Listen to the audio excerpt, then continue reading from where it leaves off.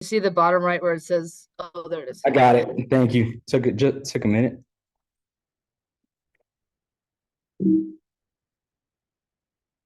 All right. So for everyone that's planning to attend, and for Coach Alex and Coach Eric, thank you for attending. My name is Devon Palermo, and I'm with the DPI Adaptive Boxing Club here in Fairfax, Virginia. And just was going to do a quick rundown on my background, just so that folks have a better understanding. My background is I'm a licensed physical therapist assistant. I've worked in rehabilitation for probably over 20 years, and saw a passion for fitness outside of rehabilitation, and opened up my own adaptive fitness gym to supplement for folks that are coming out of physical therapy or looking for ways to stay healthy, not in therapy.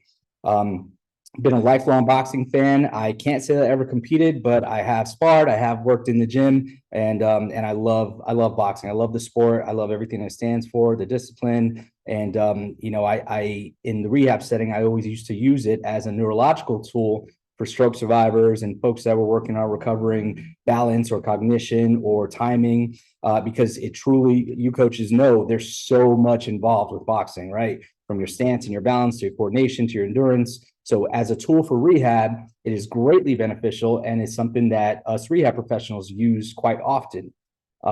Even those coaches that are not in the boxing world, they will use it as a rehab tool.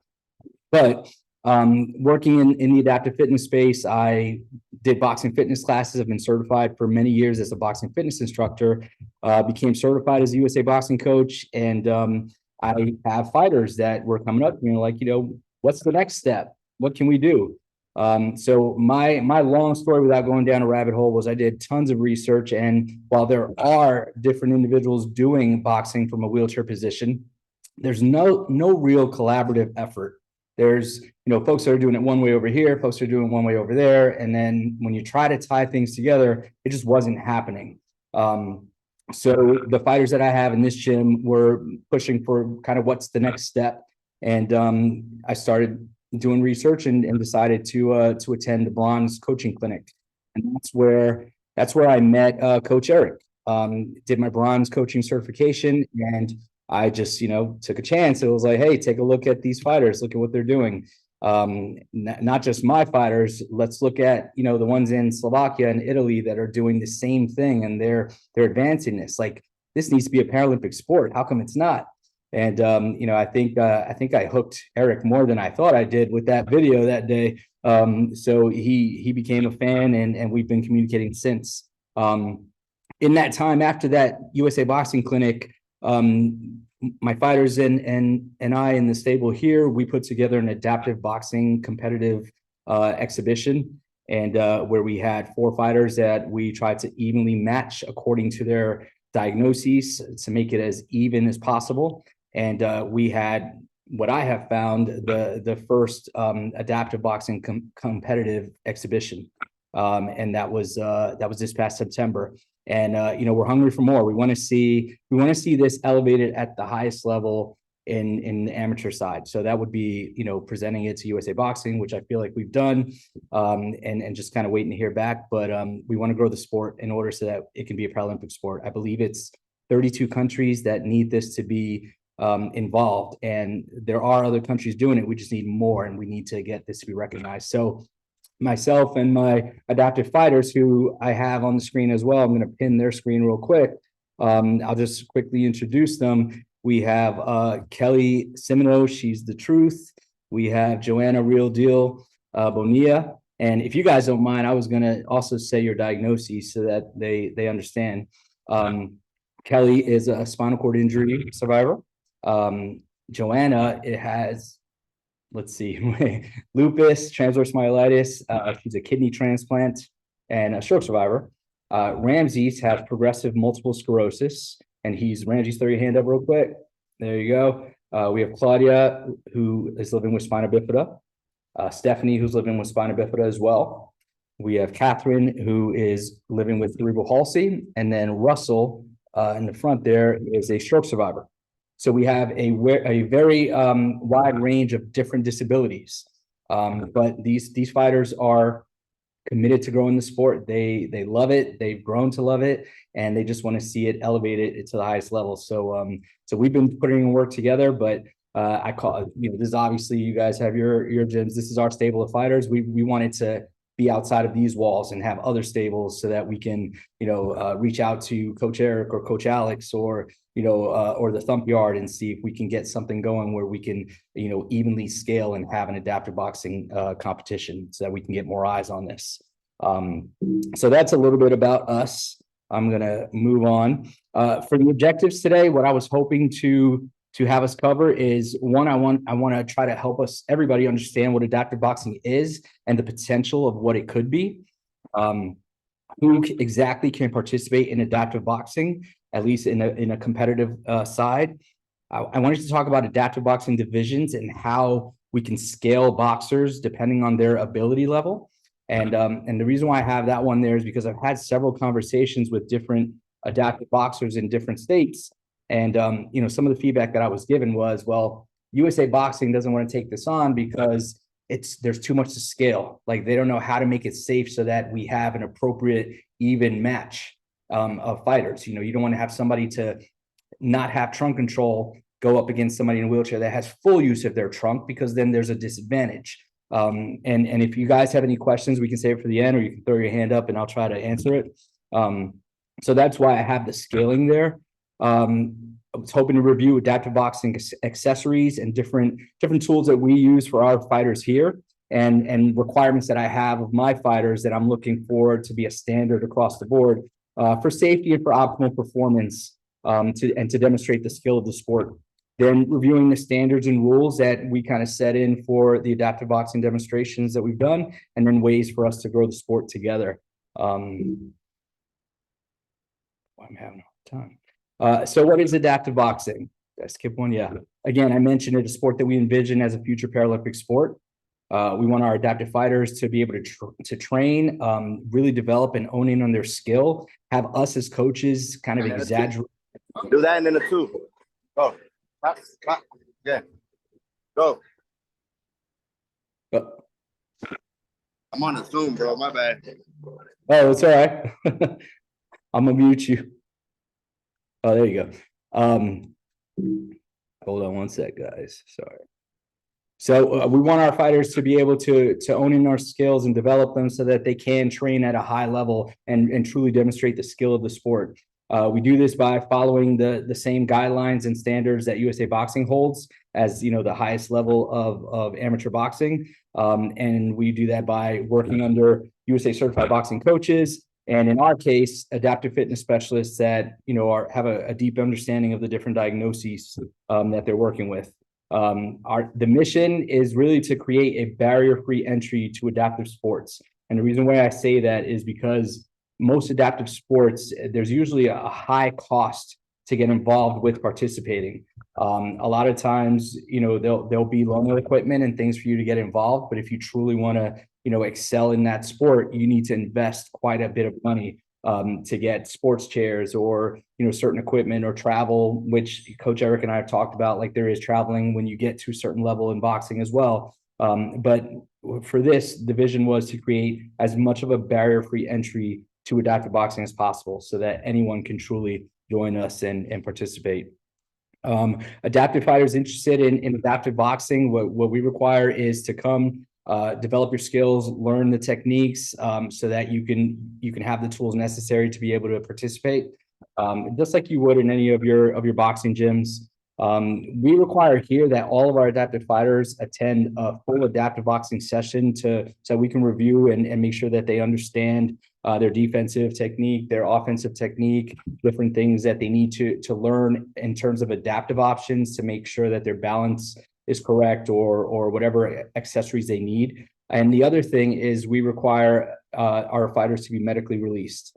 And that means, yes, health form checkouts are what we do for amateur boxing. We require that as well, but I really want, the spinal cord injury physiatrist to check off on this, or the doctor that's following up with you on your stroke, or, your progressive MS to have an understanding that you're participating in this sport. And if there's any Contraindications, the doctor will let us know so that we can be aware, and maybe that person is not going to be an in-ring competitive fighter, but can still participate in the trainings. Yeah, did all that. So who can participate? When you think adaptive boxing, I think what most people think is, someone who's fully able from the waist up in a wheelchair position that can, move around the ring and kind of do different moves, and have good trunk support and balance. But in adaptive boxing, we want to truly open this up for everyone. So what that looks like is very different. Power wheelchairs, someone who's a quadriplegic, who may be, for those of you who don't know, a quadriplegic is an individual who has a spinal cord injury that all 4 limbs are affected. So there's some, inability to use your upper extremities, your lower extremities, and your trunk. So for those individuals, we have to be able to, or we want to be able to provide an inclusive environment for them to practice as well. So having the adaptive options for them. Paraplegics as well. We want to be able to have the proper support to give them the strength and support they need to do the boxing. I mentioned already Ramsey. So we have folks living with multiple sclerosis, spina bifida, cerebral palsy. We want to open it up to anyone with a physical disability to be able to participate. And so that might look differently in terms of what mobility device is used. But we definitely see it so that anyone at a wheelchair level can do it, but we just have to scale it appropriately to make sure that it's safe as boxing can be. Now, how do we scale it for adaptive boxers? The reference that I'm going to use is, I don't know if any of you coaches are familiar with quadriplegic rugby. I'm going to use that one as an example. Quadriplegic rugby, again, I mentioned it's all 4 limbs are affected. In the case of quadriplegic rugby, it can be even an amputee. So all 4 limbs are affected in one way, in one way or another. It can be spinal cord injury. Basically, all 4 limbs are affected. So in this sport, they do classifications according to your level of impairment. So if it's someone who is very low level, hard to really push the chair, takes a lot of energy and effort, not very fast because of the limitations that they have through their upper extremities, they're going to be classified at a very low level. So that's your 0.5 and your 1.0s. All right, your 3.5s, that's your higher level scoring. So these are people that, even though all 4 limbs are affected, they can whip around the court as fast as they can. They can, help to push themselves up off the floor if they fall. They can, they can throw the ball as hard as they can. So there's a classification there so that all of them are impaired in all 4 limbs, but some are a little bit stronger than others. So this is how that classification works. The idea in adaptive boxing is to do it the same way. Assign a score between 1 through 7 to determine that individual's ability level. So the 1 would be the less functional strength and ability, and the 7 would be the higher functional strength and ability. And then within that can be like that's your classification level. Then you can go into divisions and subdivisions. So divisions can be, the elite can be that high level amateur, adaptive boxers where, they can score a 7 where they're, full use and capability to do everything from a wheelchair in terms of boxing, and then they can compete at a super high level. Or they can be a lower level, like the 1s or the 2s, where we're locked in and, it's kind of classified so that they can fight at that level evenly. Yeah, let me not mix it. Oh, and then weight classifications, I think following the same weight classes as boxing, but I'm not sure yet. I think like making it so that there's a bigger cushion so that we can really scale the fighters a little bit evenly with their weight, with their classification score, and with their division level. I'm going to keep on moving. Adaptive boxing accessories and requirements for optimal performance. Current requirements, very similar to what you guys may do for sparring: 16-ounce gloves, hand wraps, definitely headgear, mouth guard. The chest protector is obviously optional. We use here a wheelchair stabilizer to lock in our fighters. We use belts at the trunk level for those that may need a little bit of support through the trunk so that they don't lose balance when they're throwing their punches. And what else? Classifications also, we have our fighters complete their health history form, boxer trainer agreements, and then they're listed as an active adaptive boxer that can compete. And those that don't have their health form or have anything that's missing would be listed as inactive. So you can still participate and train, but you just wouldn't be able to do exhibition matches. And really the reason why, like I'm stressing that on the medical side is because in the adaptive sports world, the majority of doctors are not fans of those sports that are, I guess, intense like that, like quad rugby and things like that. They really have a hard time with some of the athletes doing it. So when you say boxing to anyone, especially doctors or healthcare professionals, their immediate thought is absolutely not. Head injuries, and there's too much safety issues. But if we can highlight it at the safest level for adaptive boxers to compete and participate in, then I feel like we'd get more doctors involved, again, more coaches, and we'd be able to grow the sport a little bit more. So requirements on the side of coaches, I mentioned before, current USA boxing coaching certification, safe sport, everything that most you coaches have already done, liability insurance, and I would say recommending like adaptive fitness certification to own in and improve your depth of knowledge for the different diagnoses that you could potentially work with. And again, the reason why is because if we want to have the standards as high as possible to really show that this is something that we want to push forward and not just have it be a fly-by-night thing, then I think having all these standards in place are going to make it that much more, not prestigious, but at the highest levels possible. Some adaptive fitness courses that are out there are the MedFit Adaptive Fitness Specialist course. I actually authored that, but that's not a requirement at all. It can be the American College of Sports Medicine has an inclusive fitness trainer certification. The American College of, I'm forgetting the acronym. ACE is adaptive fitness certification, and the International Sports Sciences Association has a specialist in exercise therapy. All these courses, they really skim the surface. Some of them dive into a little bit more, but they kind of give you a foundational knowledge of MS, of spina bifida, of cerebral palsy, of amputees, so that you have a better understanding of what the diagnoses are and how you can evenly match or adapt your boxing training, your facility to your fighters. Now, I mentioned the wheelchair lock-ins, and I wanted to talk a little bit more about that and show you guys a video. But first, I wanted to show you what the USA Paralympic team uses when they compete in para fencing.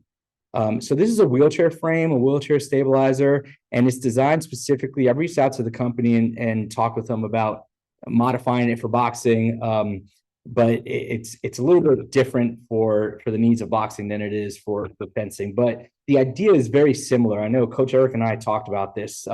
They're angled at a distance so that they can work on their trunk movement and be able to drive into, I don't even know what you call it in fencing, but drive in their sword to get those points. There's a lot of trunk movement coming in, going out. There's a lot of rotating. It's actually a pretty cool sport to watch, and it's the one that most closely resembles boxing, right? But they use a wheelchair stabilizer. The adaptive fighters or fencers, that you can see the gentleman's holding on to the side of his chair, and they do a lot of trunk leaning side to side. So the chair's kind of, if they weren't locked in, they would be big time tipping and rotating to the side. What's cool about wheelchair para fencing too is it's one of the only Paralympic sports that you can use your everyday chair in, which I think is a big deal, because most other sports requires you to purchase high-end adaptive sports chairs. And some of those chairs, if I'm not mistaken, can be as high as $5,000. And a lot of adaptive athletes, that's just like, you got to do like a fundraiser just to get that kind of money to get the chair. That's not including your cost for travel and things like that. So I thought this was kind of cool because para fencing, you can use your own chair, and you just lock in and you're doing everything like you would if you were standing, just from a seated level. So similar to that, we concocted and kind of have on, what's it called?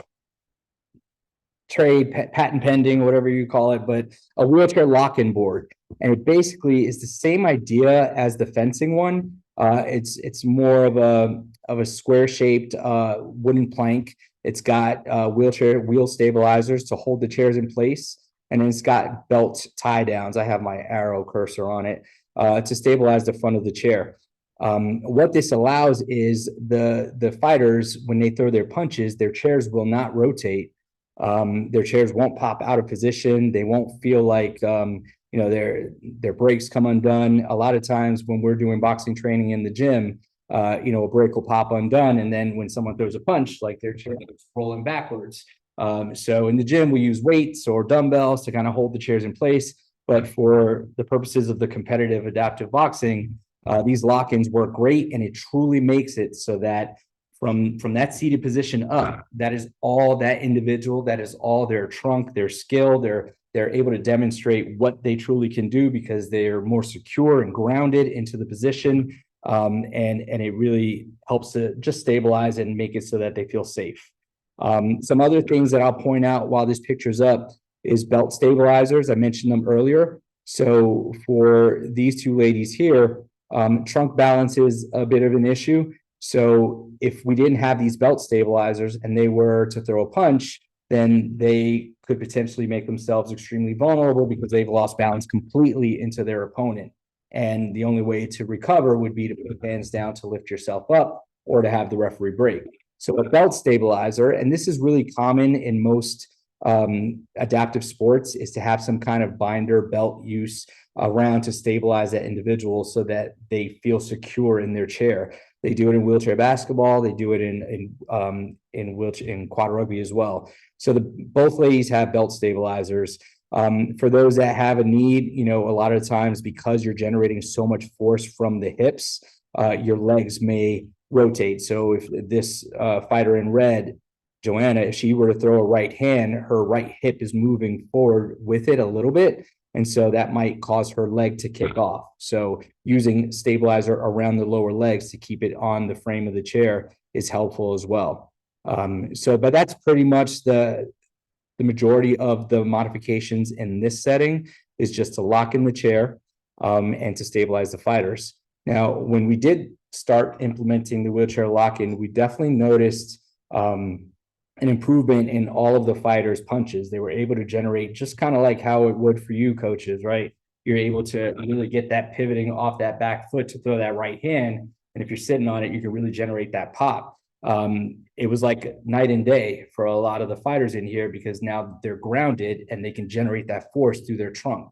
So it really was a little bit of a game changer. I was trying to time it up, bear with me. But I have some demonstrations of some of our fighters. And just an example of it, again, we're going to refine the movements here to make sure that it's effective for all fighters. But this is exactly what we were talking about. The chairs are locked in. There's no, they're not coming undone. The fighters are able to work on their movements. And it allows, again, for scaled boxing to make it so that it's as even as possible. I'm going to fast forward a little bit.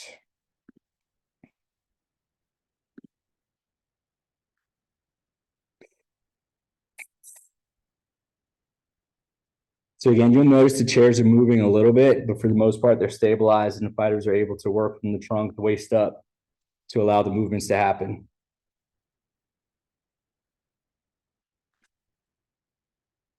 Okay. So when talking about standards and rules, for what we've been doing, our sparring competitive rounds are similar to that in the amateurs. We do 3 to 4 2-minute rounds. What we've been doing because of the lockdowns, the tie downs, was we allotted another 30 seconds, and that's to give 15 seconds to pull the fighter from the stability points on the lock-in, bring them to their corner, get their corner time for a full minute with their coach, and then get that 30 seconds to get locked back in. The timing, 90 seconds, worked perfectly so that coaches got their full minute with their fighters, and then the fighters were able to transition quickly, safely, and get right back into the mix of things. And it really worked well. Now, as far as growing the sport of adaptive boxing, as I mentioned before, my first step was to go to bronze. And that's where I met Coach Eric, and I put the bug in his ear and got his input in terms of sending documentation to USA Boxing, which I've done. I've sent them presentations, notations, letters, videos as well, and just kind of, bugging them as much as I can to kind of help jump on this. But as he and I spoke about recently, we just need to grow it by getting other like-minded coaches to make this as much of a collaborative effort as possible, so that it's not just this small club in Fairfax, Virginia that's doing it, but it's the Thump Yard, it's Coach Alex, it's Coach Eric, it's whatever coaches are interested in taking this to that next level. And so we need coaches. We need you guys, certified USA Boxing coaches, to join and open up the opportunity for their adaptive boxers to join the sport. And really, I know Coach Eric and I talked about this. Like I have a very safe mind towards my fighters. I love my fighters. I know that you guys do as well, but I want to make sure that, within their diagnoses, that it's being scaled and being performed as safely as possible. So that's kind of the mindset behind, my thoughts in how adaptive boxing should progress. I love boxing, as I mentioned. I think that it's a beautiful, skilled sport. And I think that, we can help to show that to the world in an adaptive way. Moving on, this is a great group that I've been in communication in Italy. I hope it's a video. I don't think that it is, actually. But look them up if you haven't seen them already. They work out of Slovakia and Italy, and they do adaptive boxing very similar to how we've been doing it as well. They have lock-ins, tie-downs. This is probably one of their early ons where they would stabilize the fighters from the back of the chair in the ring. But since that time, they have tie downs very similar to the one that we have. And their fighters are doing the exact same thing. It's a lot of sunken head movement. It's a lot of rotations. And it's really actually quite fast paced that they're coming in and getting their punches off and their movements in defense. So again, I mentioned the United Kingdom has it, Slovakia has it, Italy has it. USA does not have a collaborative effort. I'm hoping that we can change that by us doing this together. I'll open it up for questions and kind of see. And if you guys have questions for the adaptive fighters in the gym as well, they're here. They can answer. I can answer any medical questions and thoughts, and then we'll kind of go from there. I have tons of questions, but I don't want to ask them all. I do want to ask them. Yeah. But I know there's another coach in here, the Thump Yard too, so I don't want to speak over them if they have something. So I'll just do one at a time, maybe. But I wanted to start by saying this is really cool. So to all your athletes there, I don't remember all their names, but this is very much really, really, really cool. And not just because of your disability, but just because it's an awesome sport. So this is my first time seeing anything like this. So just kudos to you guys and your training and everything that you're doing. So and it's just really nice to meet you all as well. And for you to take the time to hang out with me as a stranger. So my first question is, I have coach specific questions, and then I have a bunch of athlete ones. And sorry about the noise in the background. The first one is for liability insurance. Is there, obviously I don't have any disabled individuals in my gym. So is there any extra liability that's needed or a certain limit that needs to be met to have them? Yeah, great question. So the liability insurance that I have, and I've run it through several different companies, and I've mentioned the boxing, the rates have always come out the same. So I have standard general liability insurance for the gym. I think the biggest things, and I think the maximum is 3 million per occurrence or something like that. But I think the biggest thing is what we talked about before, like the standards, right? So your documentation, your releases, your medical releases, like having all of that on file just to help that process so much. And I think that in my case is what's kept my insurance from being astronomical is, I have proof that I require medical releases, health forms, doctor's releases outside of just even the boxing. So liability insurance is pretty standard. I use Philadelphia Indemnity Insurance. I think that there's several fitness insurances as well. But yeah, I think that's, I hope that answers. Just nothing really changes there outside of the regular operations. So my second question is, accessibility for coaches, how much are the courses to be a specialist, an average? Great question. They all vary. I know that, so I will tell you this. I know that I can get everyone a discount code for the MedFit one, at least 50% off. I think that course is $399. But some of the other courses, like the Inclusive Fitness Trainer course, that one is well up to $799. I'm not sure about the other ones, to be honest with you, but it's a standard certification course. So I would imagine anything over 400 is probably what you're looking at. Okay, those are my coach specific questions. And then in terms of who decides, like I understand that like everyone has a different situation, but who decides the level based on a criteria, or is it a panel that meets together looking at all the different variations? Got it. That's a great question. And I think that obviously as this sport grows, I think that there will probably become a panel, like once it gets to that higher level. But for right now, I think just using the background in terms of therapy and rehab that I have, I'm able to evenly or try as evenly to match the fighters. So I'm using like the knowledge base that I have. And that's why I think having that background for coaches might be good as well, so that you can better place it. Because like I was explaining to coach, like you have an amputee who's below the knee amputee, right? But he's using a wheelchair. So he's fully strength and full strength, full neurological ability, all the way down to his other leg, right? So he can generate force through that other leg. He's strong. If you were to pair him with someone who's a thoracic 6 level paraplegic, who's a wheelchair user as well, like that's just such an uneven mismatch. Like, you can't generate force because you're just using movement from the nipple line up, so whereas the other person can push through his legs and his glutes. So it makes it like, I think having that understanding will make it so that you can even it out. Yeah, I So asked it that because right. like swimming, for example, there's some really interesting criteria. And sometimes you'll watch it for Paralympic swimming. You're like, okay, I can see that. But no, thank you for answering that. Does anyone have any questions? I keep going, but Yeah, Coach Eric or Coach from the Thump Yard, if you guys have any questions, I'd love to hear you. Yeah, this is Jonathan from the Thump Yard. Are you able to hear me? Hey, Jonathan. Yes. Yeah. Thank Turn you. on my. Sorry, I'm outside. I'm actually at the gym now, but I had to come out. What's up, B? Get in there and work out, man. Go ahead. Yeah, my question. I think I remember you, bro. I think we worked together once at NRH. Did you ever do anything over there? That's where I work. That's where I did my rehab work. Okay, yeah. So there was one time when I was inpatient. This was shit. I'm coming up on 15 years now. So yeah, 15 years ago. And you was holding the mitts for it, and it was like, you boxed before. And I'm like, yeah, I did those. But I don't know. You probably don't. Okay. Yeah. Yeah, but so my question is, who will be doing like the classification in terms of like the injury levels and that sort of thing? And like, is there like I know because I used to play wheelchair basketball, and I know they would assign like a number system. Unlock what?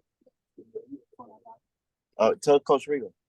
All right, my bad. So I know Mhm. but that's something maybe that you would be doing, or is that something that's familiar with the?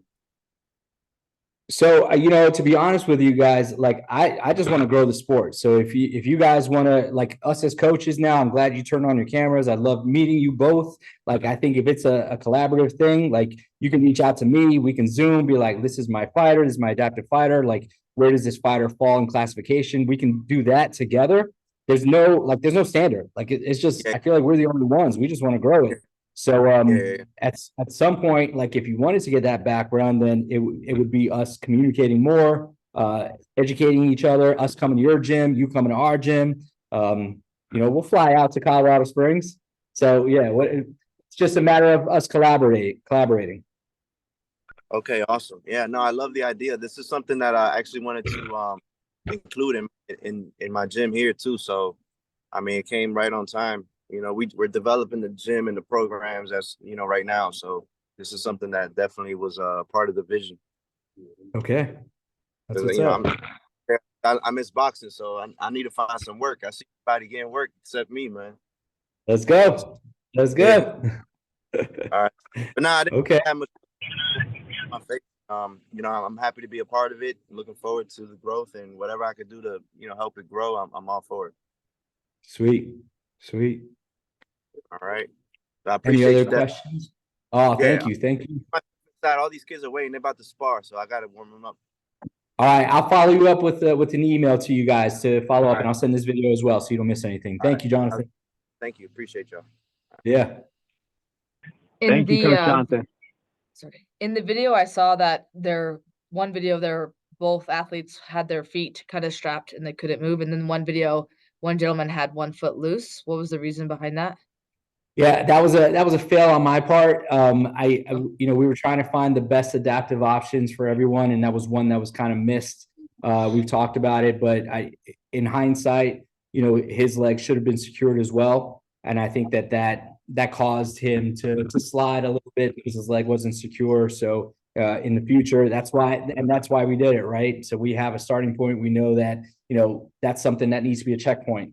Secured legs so that the person doesn't slide, because obviously or maybe not obviously, but for you guys to know, as a wheelchair user, if your legs come off of your foot plate and you're trying to generate force, like, you're just going to start sinking into your seat, and the more that happens, now you can't get any trunk rotation because you're sitting back like this. So there's a lot of points that I think in terms of adaptive accessories that need to be addressed to make sure that the fighters can perform at their best level.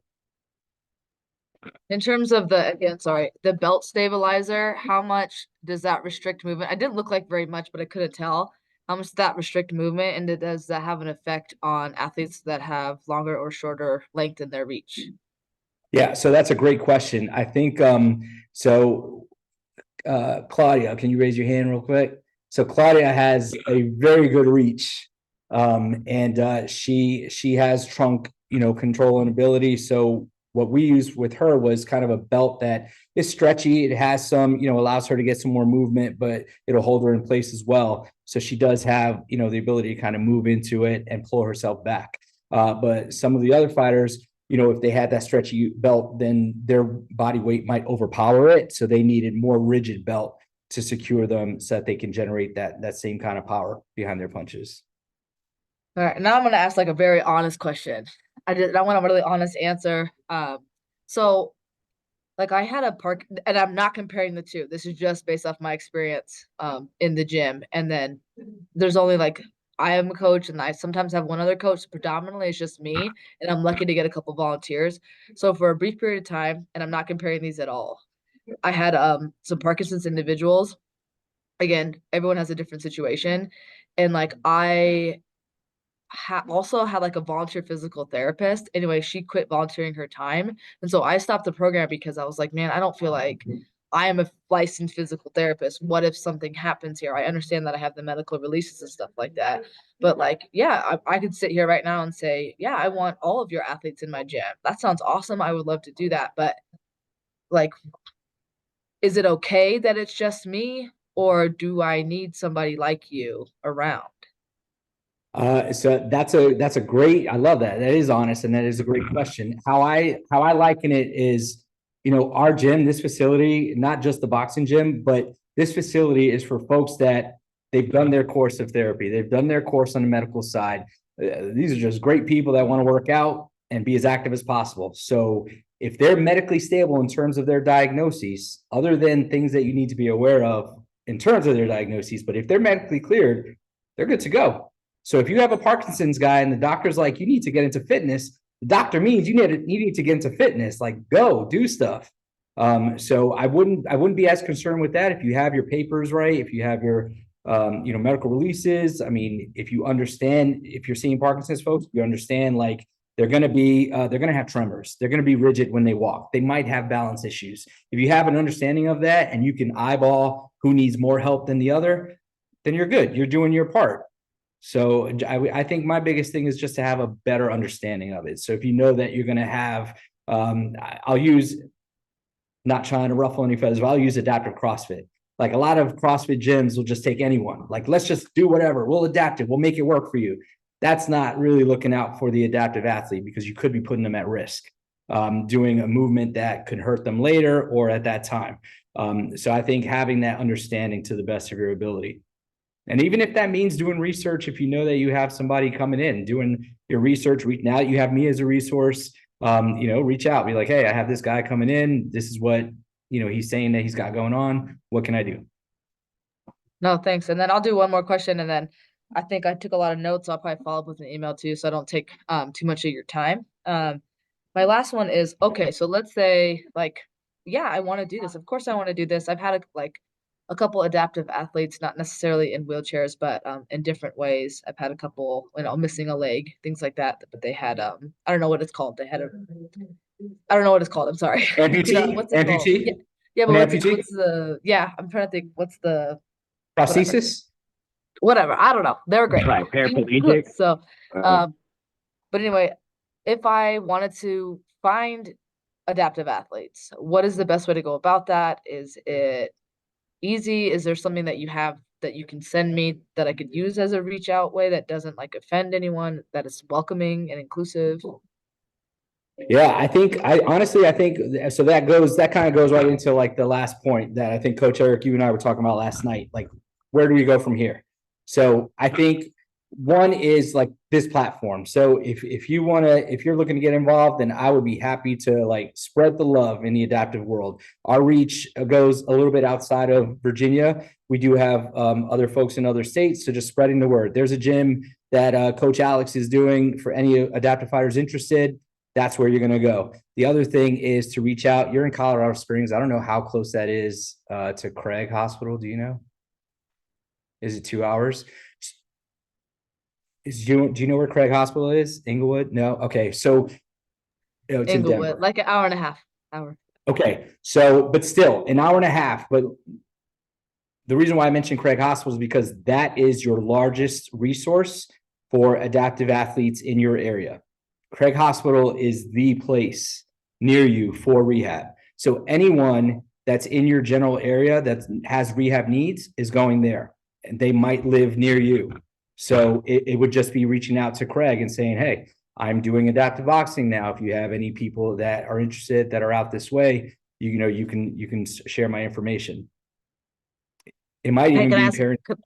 Yeah. Yeah, I'll reach out. I was like, I also have not that you have to have the VA, but the VA hospital is also close to me. So anyway, talk about that later. But now that leads me to one more question. Okay, so sometimes I understand that like when you put like populations together, they like operate together and they drive together and they feel more comfortable together. Let's say I had like one or two adaptive athletes and my timing doesn't allot me to like have a separate hour for them. Is that I mean, are we trying to put them, in a certain hour together, or does it matter like if they're training with all together as a team with everyone? That's a great question. And that's something that I feel like we've been refining as we've been working in our club. And what I feel like I've finally come to that might work the best is, there's one day where we all get together and we're working together. We just did before this session. And then I'm opening it up to them to come on their own, working on drills that are assigned to them. So they do get their gym time in here. Or they should be getting their gym time in here when they're not working in that one group session together. But for the most part, we do 2-hour sessions once a week and then any other gym time that they get. So whenever I'm here. But yes, working together is ideal because then they can keep each other accountable, right? Yeah. Right, fighters? Yeah, and it's good community too. So thank you. That's my last question for here today. I have more, but I will stop. So thank you. Got it. Thank Coach you. Alex, it's all right. Coach Alex, they were just telling me that they thought that you meant able-bodied and disabled at the same time. Yeah. Oh, Like yeah. Yes, that's what I Absolutely. meant. Absolutely. I'm so sorry. I misunderstood. Yeah, absolutely. I mean, have them in the same environment, working. I mean, there's no different. It's just, one's at a seated level and one's at a standing level. So you'll be working on footwork and pivots or whatever with your able-bodied fighter. And then with your wheelchair user, you're just going to get down and get a stool for your gym. So you can be at that level and you can do the same stuff. That is one thing I'm glad you brought up. It's awkward to kind of work mitts from a tall position with a fighter that's at a wheelchair level because they're always I'm going to be short punching. anyways. They're probably taller than me, to be I honest. So I don't was know gonna about that. say, Yeah, hold up. we're short. We're short. Yeah. We're short.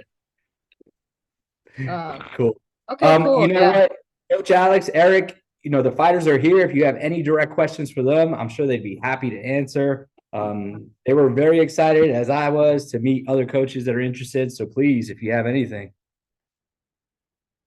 Yeah, if you don't mind, Alex, I want to just kind of chime in just because I've been quiet this whole time. I was actually at dinner for my wife's promotion, and I couldn't get out of that.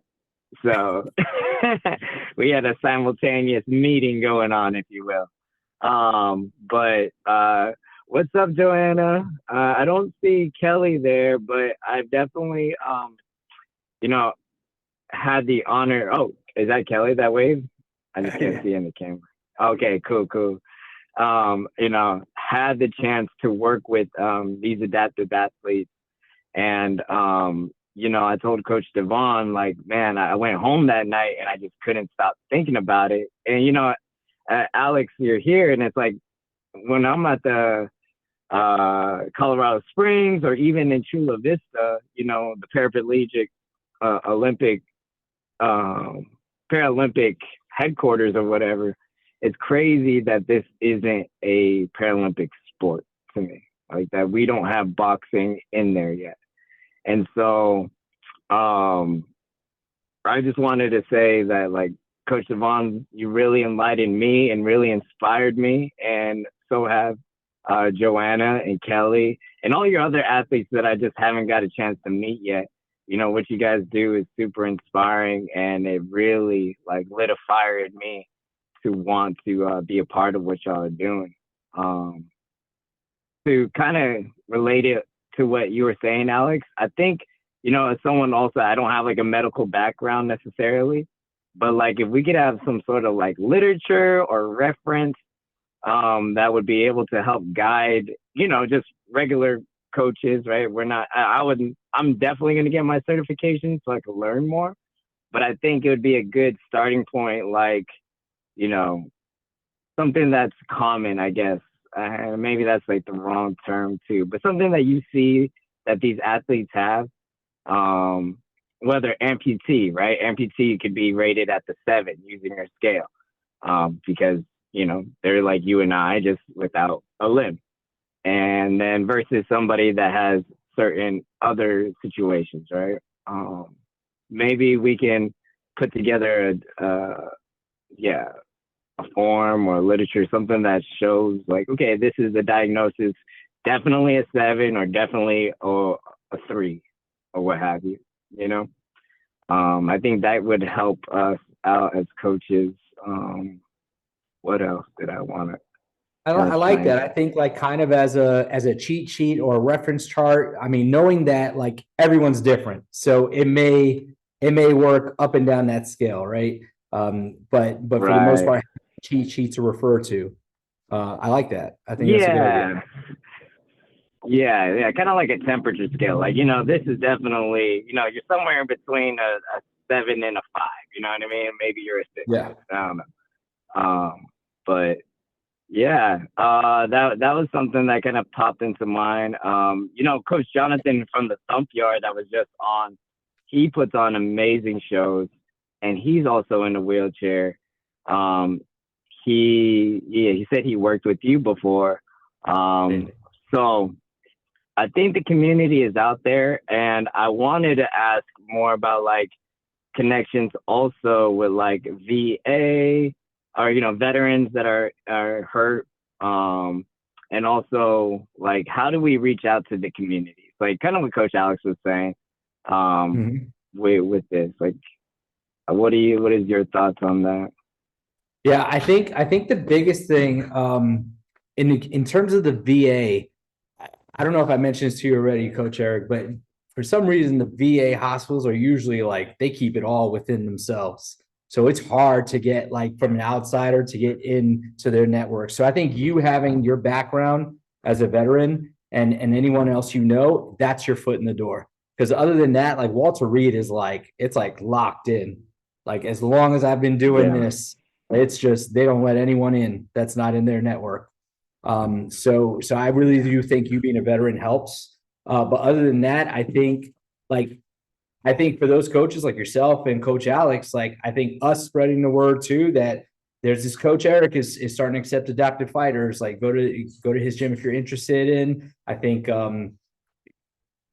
next time, like there's a presentation or at a hospital or whatever, like I can start mentioning these other gyms that are getting involved as well. I think that's how that network grows. That's how it's grown for us in terms of grassroots, is going to these different medical facilities and letting them know. But I feel like that door's already been opened. So just sharing with you guys, or sharing your guys' information out there, is how we're going to do it. Thanks, Coach Alex, for joining us. I'll make sure to send this video to everybody. Yeah. Bye, Alex.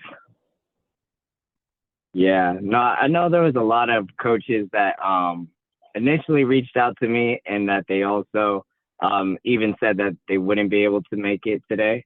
So good thing we are sending this video out to them. I know that was one of the questions that they were asking me. Okay. Yeah. Coming from my background and also being associated with coaches with similar backgrounds. Yeah. So. Well, I think, again, I think my biggest thing is, if everyone's following those standards of safety, I know I'm going to be a stickler for that, but if we're following those standards to make sure that these fighters are safe, then I'm willing to spread everyone's information out there for us to get this growing within the network that I know that I have to help you guys out as well. Yeah, right on. And then as far as like your next event, what would you, I guess, for the coaches that you'll be sending this out to, what is the next event that they can look out for? Are we planning to do a show, a sparring session? Like, I guess even more, because I know you have your videos, but maybe something that they can witness too, Firsthand. Yeah, I would love to do another show or sparring exhibition. I think we don't have a date yet, but that is in my mind. I need some fighters to get healthy, and then we're good to go. But that is my next thing, and I would love to have as many coaches out as possible. Yeah. No, let me know. I wanna be there. I wanna corner someone. I wanna get in the trenches with everyone. Exactly. Yeah. That's exactly what I want to do too. Have some other coaches come out and coach some fighters. Yeah, you get one corner, I get the other corner then. Done. Done. Yeah, My fighters might leave me and go to No. We all the same team. But no, that's awesome. Thank you, Coach, for everything that you've done and all the research, all the work that you do. Man, I really believe in this and what you guys are doing day in and day out. And I know I've spoken to a lot of coaches. Maybe not too many of them showed up tonight, but I know like a lot more, like their interests are peaked. And so we just got to keep rolling with this momentum. Yeah. This is a tough time. Everybody was just going to coach, right? So I know Coach Jonathan reached out to me. Yeah, the afternoons. Yeah, the afternoons are like our time. Like, yeah. Busy. Yeah. I would typically be teaching class right now too. But yeah. So, I mean, I got someone else signed up just this afternoon. So I'll make sure to send it out to everybody, this videotaping, so that everybody has it. Maybe I'll put a link on YouTube and send that link to everybody so that they can watch, and we can keep this going and keep it open. And like I said, start sharing information. I'll keep you guys posted on our events, but I appreciate you helping to generate interest, Coach. Yeah. No, I'll definitely link up with you offline, because I really do want to start pushing it out there. And maybe even for the other coaches, some of that literature, something to help us feel confident and comfortable helping adaptive athletes. I mean, I feel comfortable and confident because, I think I've already done it twice now. And I'm like, oh yeah, I need me a stable. I need me a few, So I think other coaches too would feel that way if they had, if they were lucky enough to work with your fighters. You know what I mean? Absolutely. That's awesome. Coach Eric, thank you, man. Thank you again for helping put this together. Of course. All right, guys. Love you guys. I'll see y'all later, all right? All right. Take care. Bye-bye. Later.